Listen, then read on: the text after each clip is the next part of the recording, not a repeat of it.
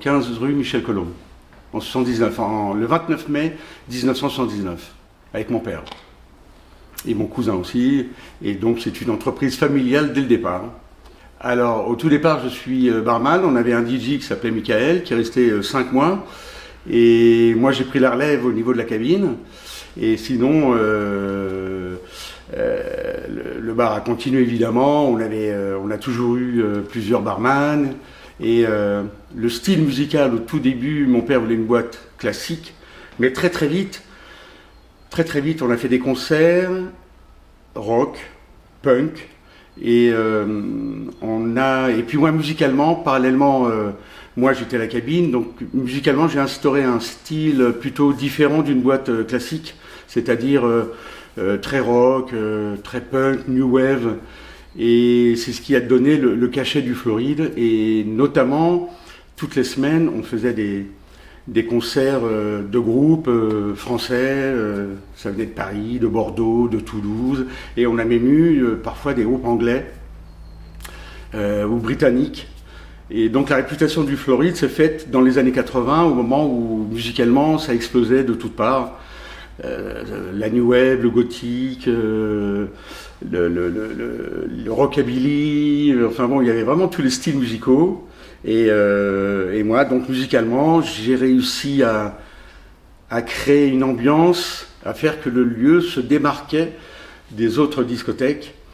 Et dans les années 80 aussi, très rapidement, j'ai voulu m'appuyer avec d'autres DJ, notamment le premier qui a mis sa patte aussi, c'est Laurent Allinger. Il est resté de mémoire 3-4 ans. Donc on était tous les deux, mais lui a vraiment mis sa patte aussi très pop. Et puis après il a arrêté, et, donc toujours pareil, j'étais à la cabine, mais j'ai voulu encore un autre. Et pour le coup après il y a eu Olivier Liard, qui lui a donné un petit peu plus la patte métal, rock, fusion quoi. Et donc voilà, c'était un mélange qui passait bien musicalement. Et voilà, la réputation du Floride s'est faite musicalement avec les concerts, et vraiment ça marchait bien quoi. Oui, Nantes était plus rock, et il y avait plus de, comment dire, on va dire de communauté. Il y avait les rockabilly, il y avait les R2, et tout ça se mélangeait dans l'ancien Floride qui était plus petit que là, à rue Saint-Domingue. Mais c'était bien quoi, ça marchait bien, et vraiment il y avait c'était le lieu où il fallait être dans les années 80. Et puis après il y a eu les années 90 qui ont été plus fusion, et pareil, on a eu la chance de plaire au public nantais. Et moi j'insiste sur le fait que le Floride il est ce qu'il est, c'est parce qu'à Nantes il y avait un public rock qui a toujours bien voulu se démarquer, et le Floride a pu marcher grâce au public nantais. Alors 2002, le déménagement, on est venu donc rue Saint-Domingue, donc plus grand, dans un lieu presque 3 fois plus grand que l'ancien. Et alors au début ça n'a pas été facile, mais malgré tout, vu qu'on était vraiment très à part, il a fallu aussi se démarquer du lieu. Avant il y avait des poulets grillés, c'était un lieu qui était vraiment différent. Mais bon, le Floride, on s'est installé, et donc là maintenant ça fait 22 ans et demi. On a passé autant de temps dans l'ancien que là, puisque maintenant on va fêter les 45 ans le 9 juin.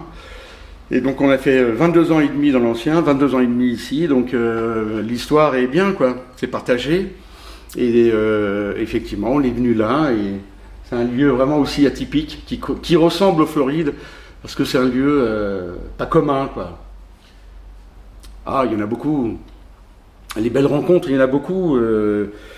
Après, je n'ai pas de...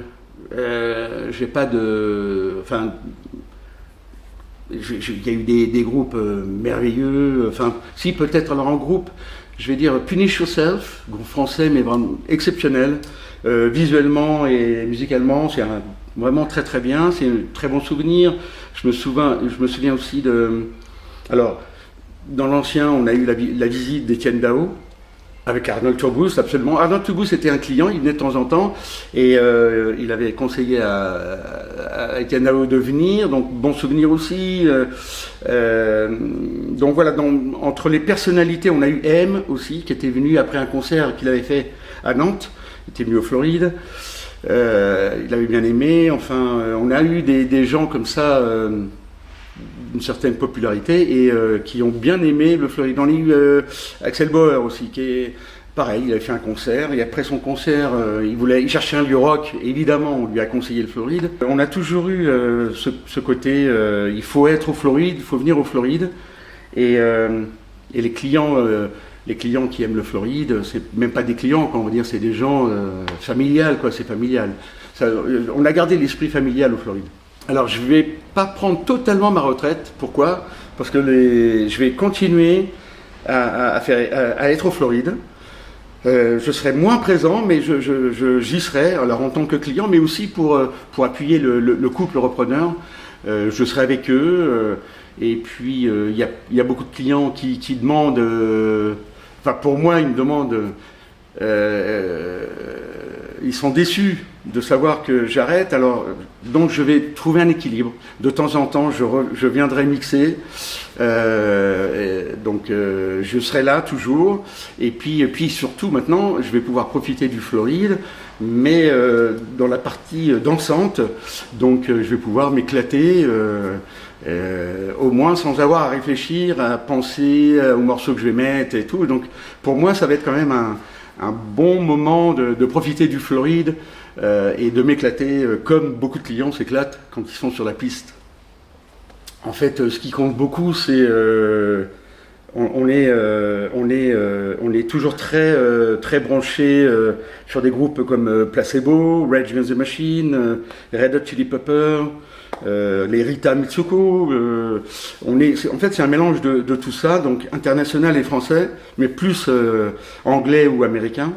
Mais voilà, on fait un mix de tout ça et toujours aussi musicalement, j'essaye toujours de passer des morceaux des années 80 qui ont influencé la musique du floridienne, on peut dire.